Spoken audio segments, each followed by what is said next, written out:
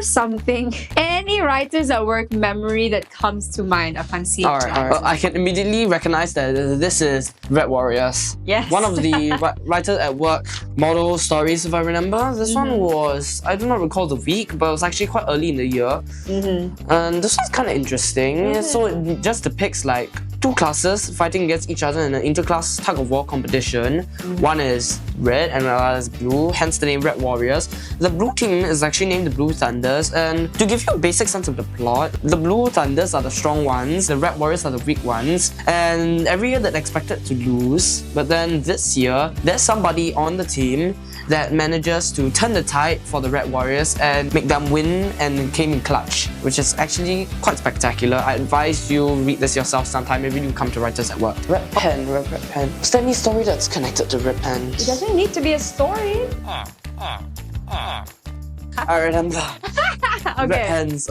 Teacher, if I would actually do a lot of corrections and tell me where I made some errors using like red pens like these, they will, whenever I see some red ink on my paper, I definitely know I got something wrong, but then you do have to learn from your mistakes just as I did, or else you're gonna get it wrong again and become more dissatisfied. So yeah, constructive feedback, not destructive feedback.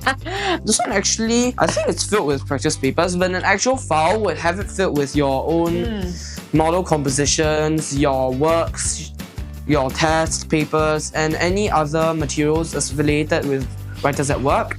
You would usually put them all in this file, and I think that the file is useful because you can, whenever you need to do some revision or like look through whatever notes you may have garnered, you can just flip it open and just look through it instead of having to like individually pull out each sheet. So yeah, this Writers at Work file is actually kind of helpful. These flash forward lessons, they help us to understand that how to write an actual flash forward story and give you like some basic examples here. This is the main storyline. You usually draw these in the lessons. After you draw these, you mark each paragraph. You usually put your main characters here. You list them down one by one. Following the paragraphs, you write the general plot of it in these spaces above the paragraphs, so that you can plan ahead instead of having to plan paragraph by paragraph. After you write one, then you plan one.